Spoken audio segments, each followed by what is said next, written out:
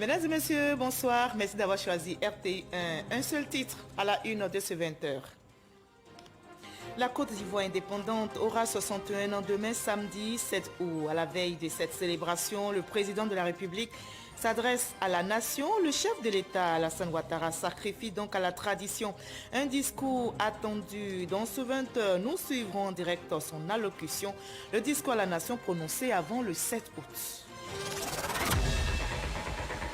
Soyez bienvenus sur RTI 1. Les Ivoiriens se préparent à célébrer le 61e anniversaire de l'indépendance de leur pays, la Côte d'Ivoire. Les festivités seront sobres en raison de la pandémie de Covid-19, mais la tradition, elle est respectée. L'adresse à la nation du chef de l'État à la veille de cette fête nationale, un discours très attendu. Je vous propose de suivre en direct le message à la nation du président de la République, Alassane Ouattara.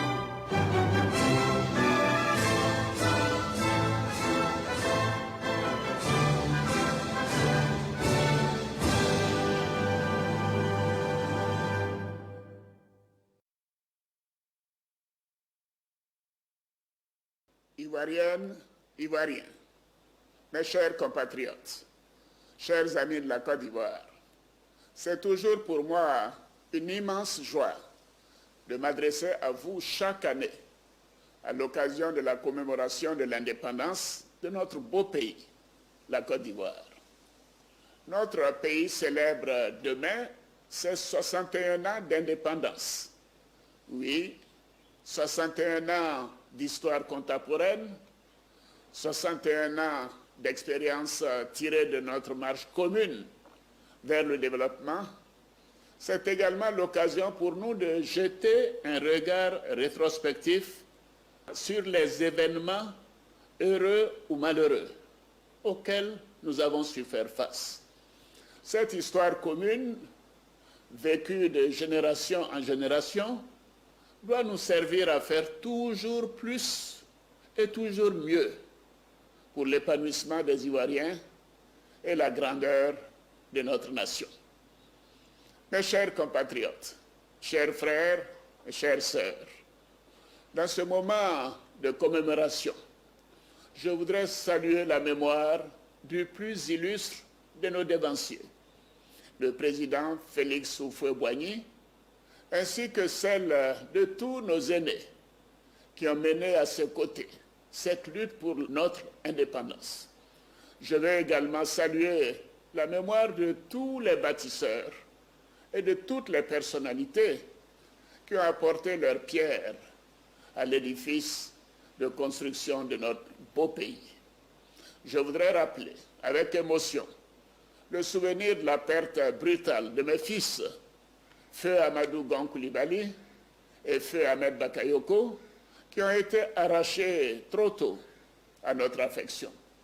J'ai une pensée pieuse pour ces deux hommes d'État, dont la vie et l'action ont fortement impacté notre pays, ainsi que pour tous ceux et celles qui nous ont quittés. Nous devons puiser à nous-mêmes les ressources nécessaires pour surmonter ces événements douloureux et poursuivre leur ambition pour notre pays.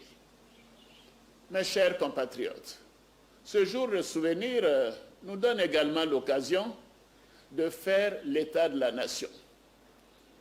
Au plan politique, nous sortons d'un cycle électoral complet avec l'organisation de l'élection présidentielle en octobre 2020 et des élections législatives en mars 2021. Ce processus électoral a fait l'objet d'un dialogue inclusif avec l'ensemble des acteurs politiques et ceux de la société civile. Il a abouti à un consensus national autour des conditions d'élections justes, transparentes et démocratiques. En dépit des efforts déployés par les différentes parties prenantes au dialogue, l'élection présidentielle a malheureusement été entachée d'incidents suite à l'appel de certains responsables de l'opposition à la désobéissance civile. Cela s'est soldé par des pertes en vie humaine, des blessés, la fragilisation du tissu social et des dégâts matériels importants. Je voudrais à nouveau m'incliner devant la mémoire des victimes et exprimer toute notre compassion à leurs proches. C'est le lieu de réaffirmer mon attachement au dialogue constructif qui permet d'apaiser davantage notre pays et d'aller de l'avant pour son développement. Ainsi, dans un souci de paix et de cohésion nationale, j'ai instruit le gouvernement de poursuivre le dialogue politique pour créer les conditions d'une participation plus importante de l'opposition dans la vie politique nationale, dans le respect des institutions de la République. Je me réjouis donc que l'opposition ait pris part aux élections législatives de mars 2021. Nous avons aujourd'hui une Assemblée nationale plurielle. Pour la première fois depuis 2 décennies, comprenant tous les partis politiques significatifs de notre pays. Ce dialogue, je l'ai poursuivi moi-même avec mon aîné, le président Henri Konan Bédié, le 11 novembre 2020, et plus récemment avec mon jeune frère, le président Laurent Gbagbo, le mardi 27 juillet 2021. Je salue la rencontre de mes 2 frères à Daoukro, 2 semaines auparavant. Mes chers compatriotes, au plan sécuritaire, notre pays fait face à des menaces terroristes, notamment à notre frontière nord. Les velléités d'attaques terroristes sont sous contrôle grâce au professionnalisme et à l'esprit républicain de nos forces armées. Je les félicite et je leur renouvelle toute ma confiance. Je m'incline devant la mémoire de tous ceux qui sont tombés au champ d'honneur pour la défense de notre patrie. Je tiens à rassurer l'ensemble de nos populations que le gouvernement ne ménagera aucun effort pour garantir la sécurité des personnes et des biens sur l'ensemble du territoire national. L'État continuera à mettre les moyens nécessaires à la disposition de nos forces de défense et de sécurité, notamment en matière d'équipement et de formation à travers l'Académie internationale de lutte contre le terrorisme de Jacquesville. Mes chers compatriotes, depuis mars 2020, la Côte d'Ivoire, à l'instar du monde entier, subit les impacts négatifs sociaux et économiques de la crise de la Covid-19. En dépit de la justesse et de l'ampleur de la riposte du gouvernement, les effets socio-économiques de cette crise se ressentent au niveau des populations et des entreprises en Côte d'Ivoire. Je regrette particulièrement l'augmentation du prix de certaines denrées de première nécessité. Cependant, je me réjouis qu'après concertation avec le secteur privé, des mesures conservatoires aient été prises lors du Conseil des ministres du 21 juillet dernier, notamment sur l'encadrement des prix des produits tels que le riz, l'huile, la farine et la viande de bœuf.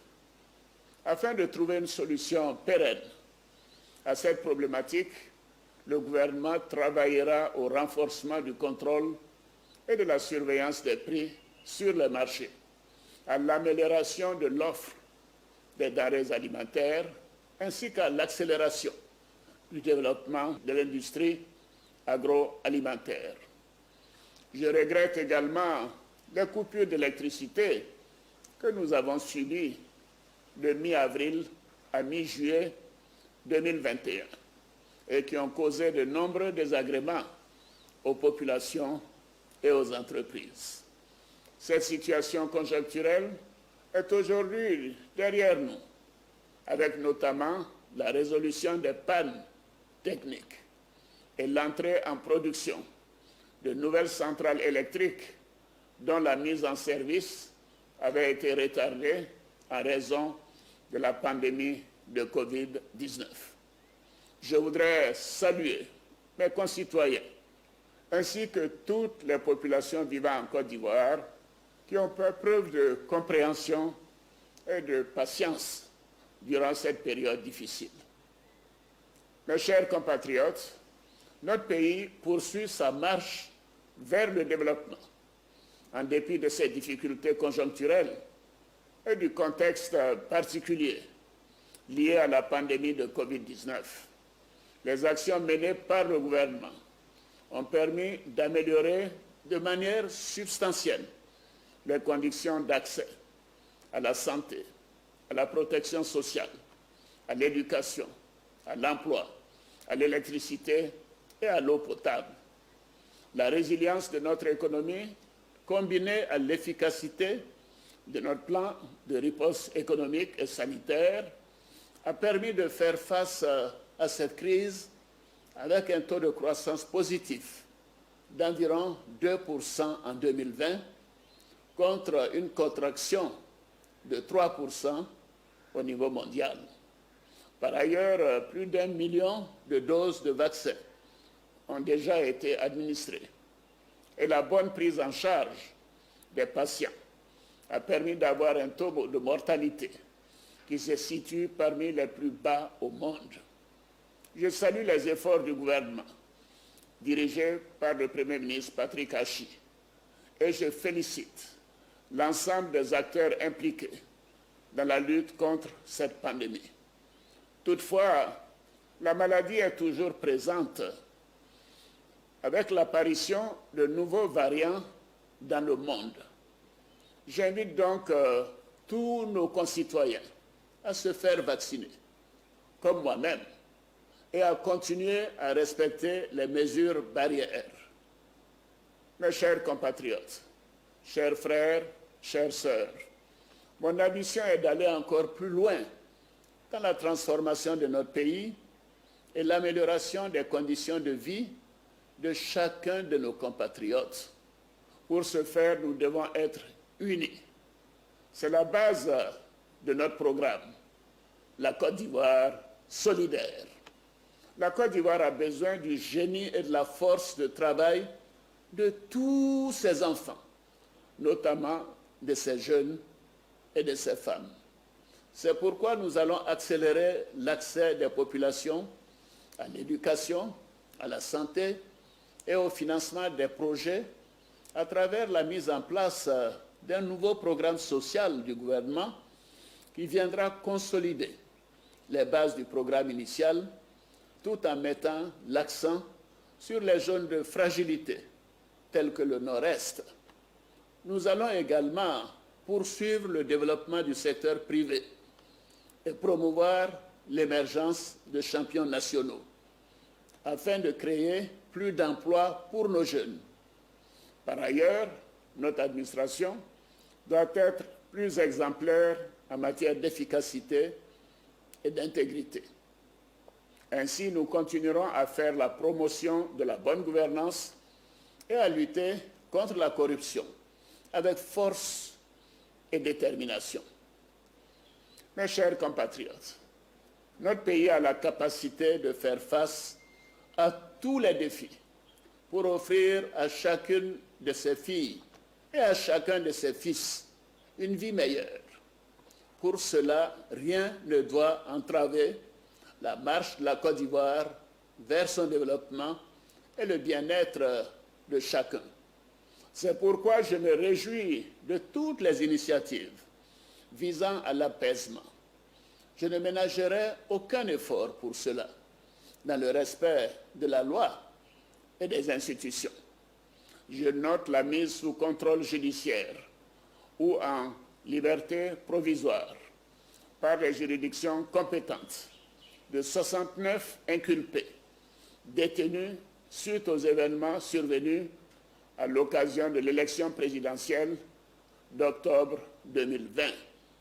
Ce vendredi 6 août, j'ai procédé à la signature d'un décret accordant la grâce à 9 personnes condamnées pour des infractions commises à l'occasion de ces mêmes événements. L'examen de la situation d'autres personnes encore détenues se poursuit.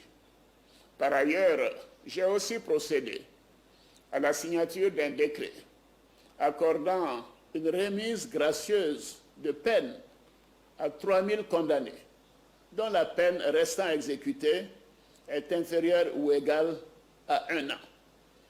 Bien évidemment, cette mesure ne concerne pas les personnes condamnées pour des crimes de sang. Mes chers compatriotes, chers frères, chères sœurs, pour terminer, je veux insister sur la nécessité de renforcer la cohésion sociale en vue de consolider l'atmosphère de paix et de sécurité durement acquise. Nous devons continuer sans relâche à nous rassembler afin de relever ensemble le défi de notre génération, celui de bâtir une nation prospère, solidaire et réconciliée avec elle-même dans la justice et le pardon mutuel. La commémoration de l'indépendance de notre pays nous invite à nous réapproprier nos valeurs fondamentales, la tolérance, le travail, le vivre ensemble, la discipline et l'hospitalité. Pour ma part, je crois en ces valeurs. Je crois en la Côte d'Ivoire. Je considère que chaque jour est une nouvelle opportunité d'œuvrer au rayonnement de notre pays et à l'amélioration des conditions de vie de chaque Ivoirienne et de chaque Ivoirien. J'invite toutes les forces vives de la nation à travailler main dans la main à cette noble ambition dans la fraternité et la responsabilité. Bonne fête de l'indépendance à toutes et à tous. Vive la République, vive la Côte d'Ivoire, que Dieu bénisse notre beau pays.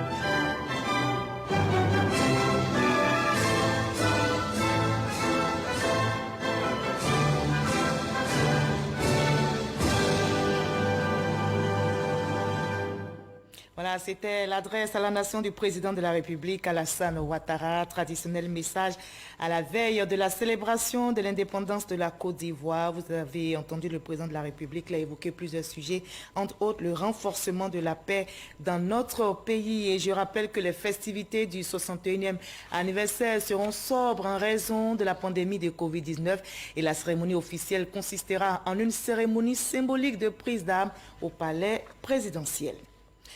Voilà, c'est une cérémonie qui se confond désormais avec la célébration de la fête de l'indépendance de Côte d'Ivoire. Et cette année, la remise des prix d'excellence est reportée à une date ultérieure. Mais nos équipes de reportage sont allées sur les traces d'anciens lauréats. Le premier que nous vous proposons ce soir est Marie-Laure Conan, prix d'excellence de la diaspora 2017, un prix qui récompense les Ivoiriens vivant à l'extérieur du pays et qui contribue à faire rayonner positivement l'image de la Côte d'Ivoire. Mais comment ce prix a-t-il boosté sa carrière professionnelle et impacté son entourage? Élément de réponse avec Michel Digri. C'est le prix de la diaspora. On doit noter que Mme Conan Marie-Laure est chef de projet à la Chambre de commerce de Montréal, c'est au Canada. Le 6 août 2017, Marie-Laure Conan recevait le prix d'excellence de la diaspora. 4 années après, elle revient sur les initiatives qui ont favorisé cette distinction.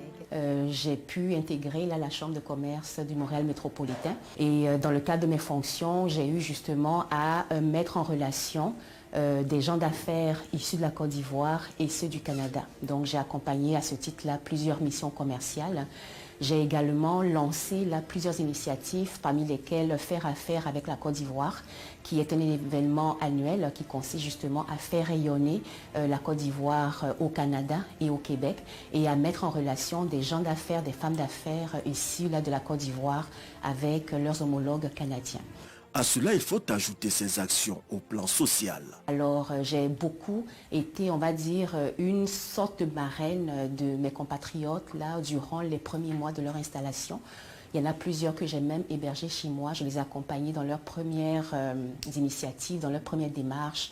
Comment se faire une carte d'assurance maladie, comment avoir la carte d'assurance sociale, comment mettre les enfants à l'école, comment même s'inscrire à l'université. Loin de se contenter de cette distinction, elle entend continuer sa course vers le sommet. Donc c'est une distinction qui ne s'est pas arrêtée justement en 2017. Elle m'a permis de travailler davantage au niveau professionnel ou de chef de projet à la Chambre de commerce. Je suis passée directrice et où également l'organisation m'a permis là d'être le porte-parole opérationnel en tant que maître de cérémonie. Donc en 200 ans d'histoire, c'est la première fois que cette organisation confiait ce mandat-là à une femme noire et je suis très très fière là de l'avoir vécu.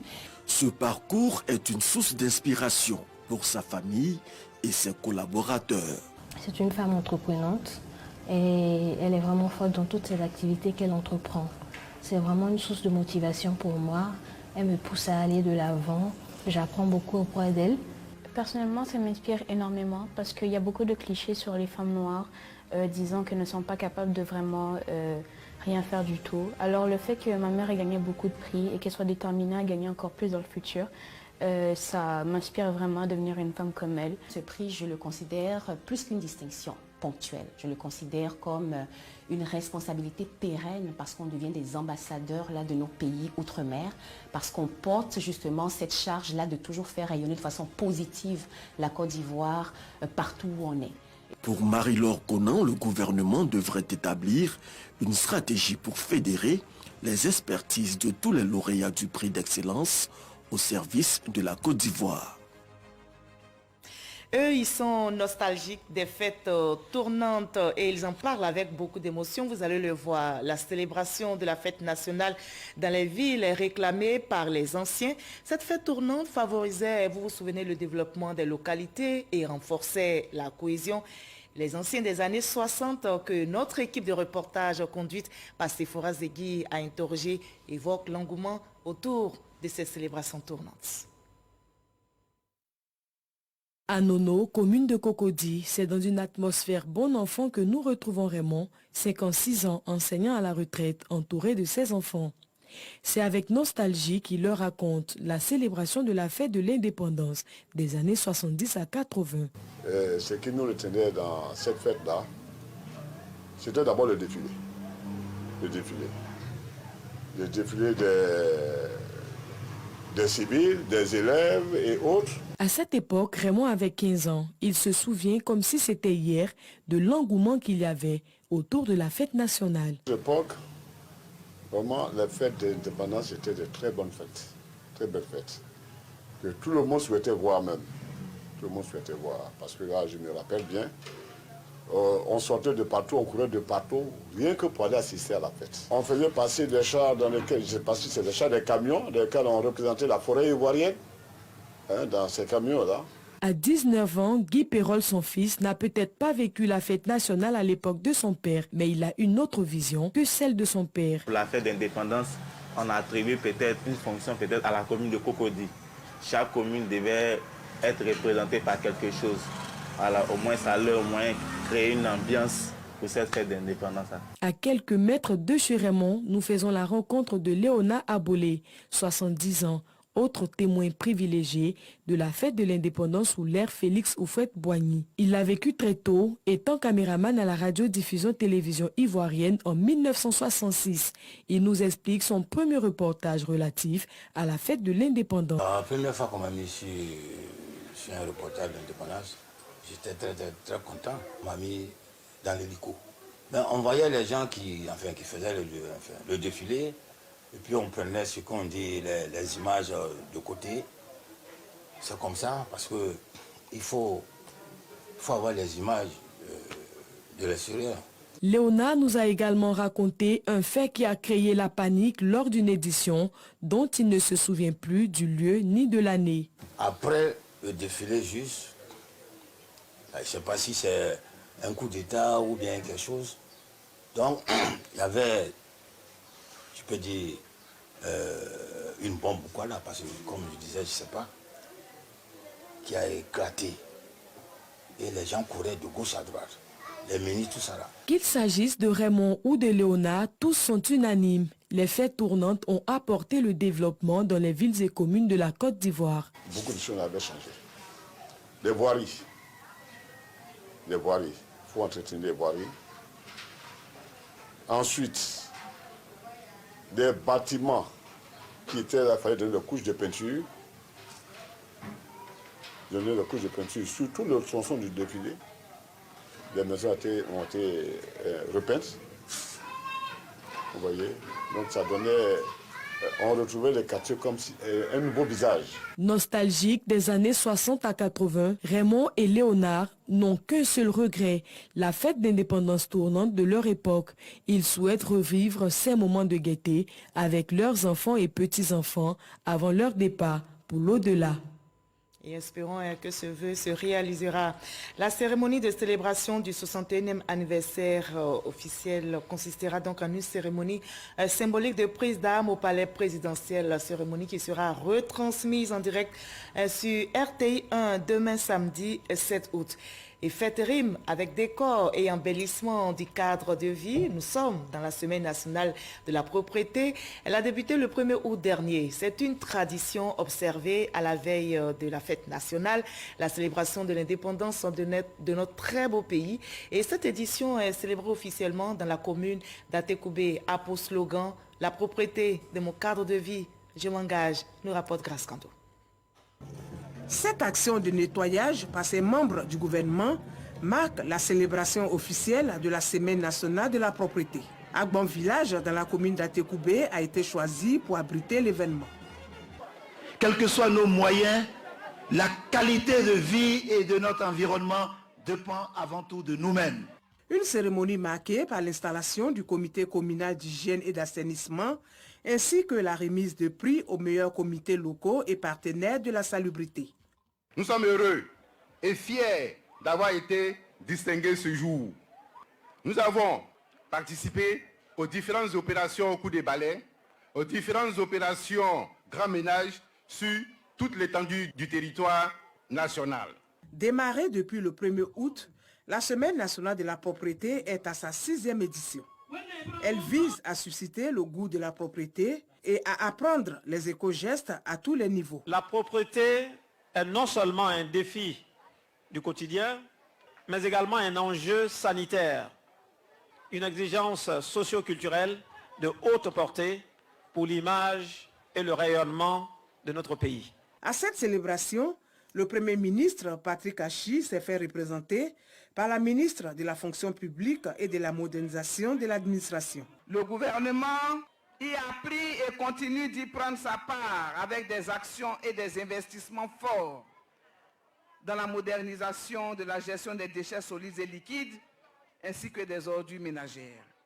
Nous devons agir ensemble en organisant chaque fois des opérations grand ménage et des journées quartier ou ville propre, en sensibilisant nos populations, nos enfants, nos femmes et nos jeunes à la nécessité de vivre dans un milieu propre et sain.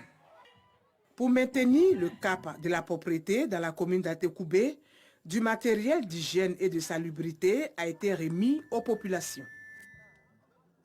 Voilà, on a assaini notre cadre de vie. On reste également mobilisé et soudé pour vaincre cette pandémie de Covid-19. Voyons les chiffres du jour en Côte d'Ivoire.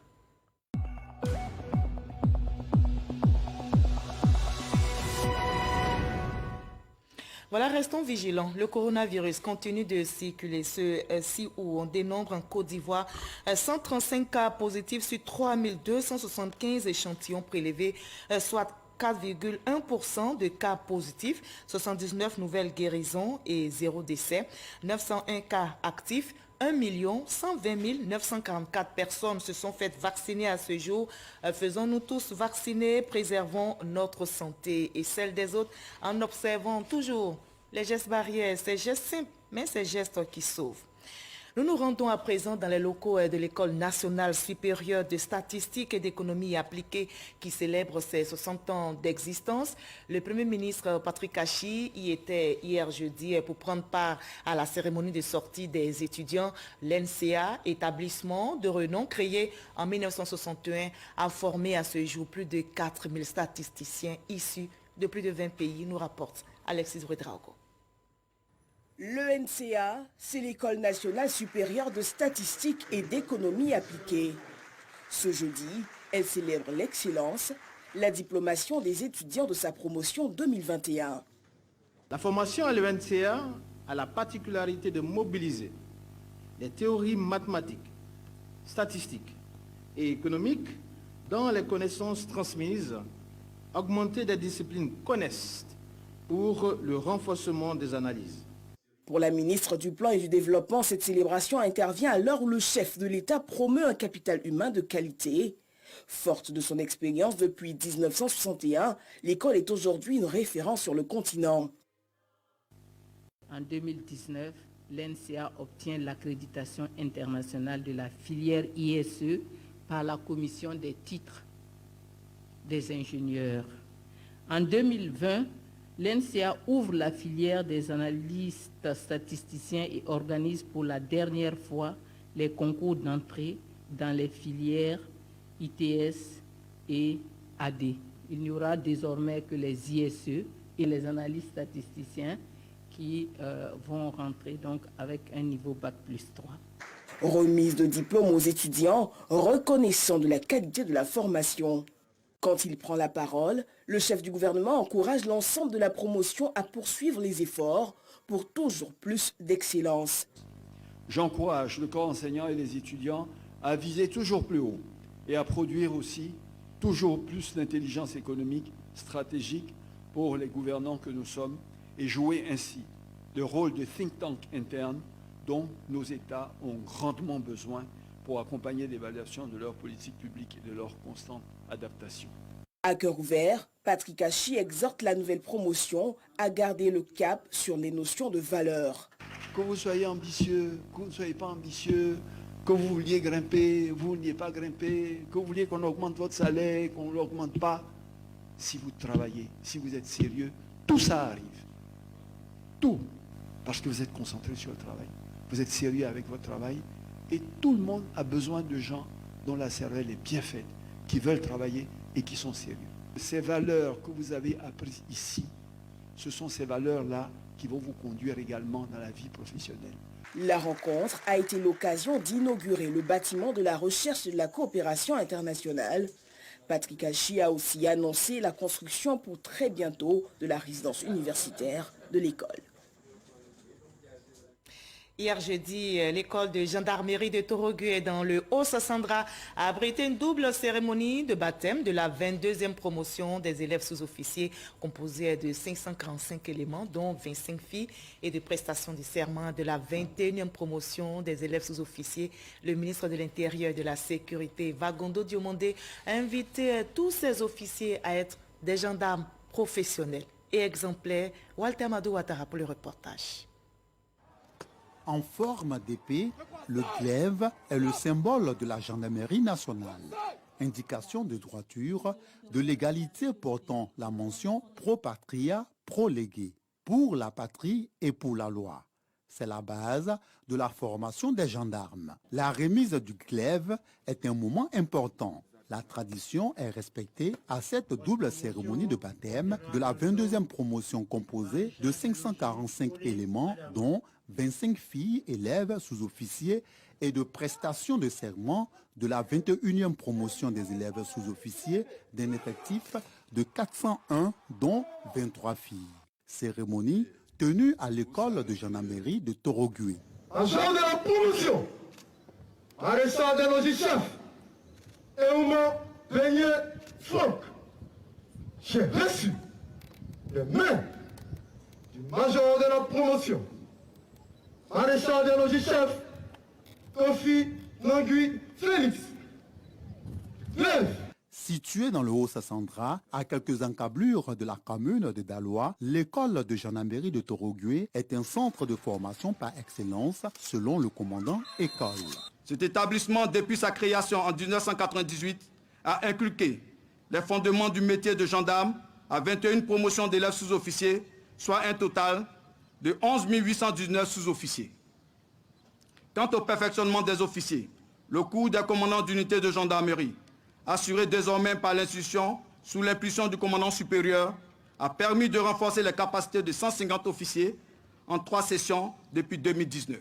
Au nom du ministre d'État, ministre de la Défense, le ministre de l'Intérieur et de la Sécurité, Vagondo Diomandé, représentant le président de la République, chef suprême des armées, a exhorté les sous-officiers des promotions sortantes et entrantes à mériter la confiance placée en eux en étant des gendarmes professionnels et exemplaires. Après 2 années de dur labeur, vos encadreurs et formateurs vous ont jugé aptes à être au service de la nation en accomplissant les missions dévolues à la gendarmerie nationale. Veillez partout à votre intégrité en vous éloignant de toute compromission afin de maintenir toujours haut la devise de la gendarmerie nationale, pro patria, pro légué. Parcours d'obstacles, maniement d'armes et démonstrations en intervention sécuritaire. Des temps forts du cérémonial militaire ainsi que de la partie festive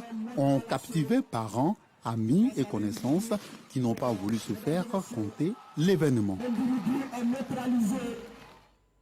Voilà également très actif sur le terrain. Le ministre de l'Équipement et de l'Entretien routier, Amédée Kofi Kouakou, a lancé hier les travaux de renforcement et d'élargissement du tronçon Carrefour-Sable, route de Dabo, long d'environ 6 km. Le projet va coûter plus de 11 milliards de francs CFA et s'exécutera sur un délai de 10 mois. L'élargissement de cette voie centrale devrait améliorer la circulation des personnes et des biens. Jean-Luc Bambou.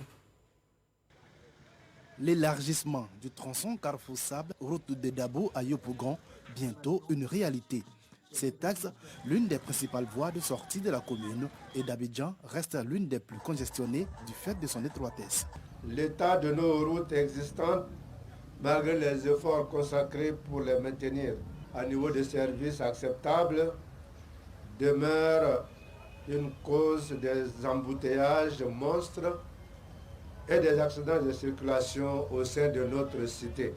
Le projet d'élargissement et de renforcement porte sur un linéaire de 6 km aménagé en 2 fois 2 voies avec aménagement paysager, dégagement des emprises, assainissement et drainage, signalisation et protection de l'environnement. Coût des travaux, 11,5 milliards de francs CFA.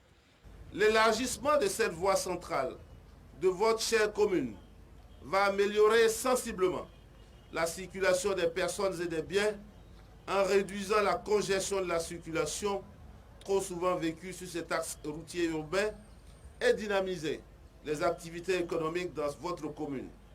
La route qui va être faite, en tout cas, si vous l'entretenez très bien, elle va durer minimum 15 ans et il n'aura rien, même pas un trou sur la route, si vous l'entretenez très bien. Le ministre a rassuré les usagers que les dispositions seront prises pour établir un plan cohérent de circulation afin d'atténuer les impacts des 10 mois de travaux sur les activités. Rappelons que sur les 810 km de voirie que compte la commune de Yopougon, seulement 251 km sont revêtus de bitume. Voilà, je vous livre ce communiqué qui vient de nous parvenir. La Commission électorale indépendante CEI a proclamé solennellement le 31 juillet 2021 les résultats provisoires des élections partielles des sénateurs du 31 juillet 2021 dans les régions du Bunkani, du Kontougo, des Grands Ponts, du Kabadougou et de la Nawa. Suite à la transmission des 10 résultats ainsi que des procès-verbaux y afférents au Conseil constitutionnel, celui-ci, par lettre en date du 5 août 2021, a informé la CEI qu'au terme de la période ouverte pour le contentieux, il n'a reçu aucune requête en contestation de l'élection de M. Kambiressier dans la région du Bunkani, M. Kosonou Kwasi Ignace dans la région du Gontougo, M. Meleg Abou Ilé dans la région des Grands Ponts, M. Diaby Vassiriki dans la région du Kabadougou, Mme Baflan Lor dans la région de la Nawa. En conséquence, les surnommés sont déclarés définitivement élus dans les circonscriptions concernées. La CEI transmettra les noms de ces nouveaux élus au Sénat. Fait à Abidjan le 6 août 2021 pour la CEI, le secrétaire permanent Kwame Adjumani-Pierre. Voilà, je rappelle que la Côte d'Ivoire indépendante aura 61 ans demain samedi 7 août et le président de la République, Alassane Ouattara, a sacrifié à la tradition en faisant une adresse à la nation. Le président Ouattara a évoqué plusieurs sujets, entre autres le renforcement de la paix dans notre pays, l'engagement des forces de l'ordre contre le terrorisme, la lutte contre la pandémie de Covid-19, les actions menées contre la cherté de la vie et la corruption. Le président de la République a pris un décret pour la libération de certains détenus, parmi eux ceux incarcérés après l'élection présidentielle d'octobre 2020. Et voilà, et je rappelle que les festivités du 61e anniversaire de l'indépendance de notre pays seront sobres en raison de la pandémie de Covid-19. La cérémonie de célébration de cet anniversaire consistera en une cérémonie symbolique de prise d'armes au palais présidentiel, cérémonie qui sera retransmise en direct sur RTI1. Très très belle fête de l'indépendance dans la paix. Demain 20h, retrouvez Kolo Klubali. N'oubliez pas, prenez soin de vous.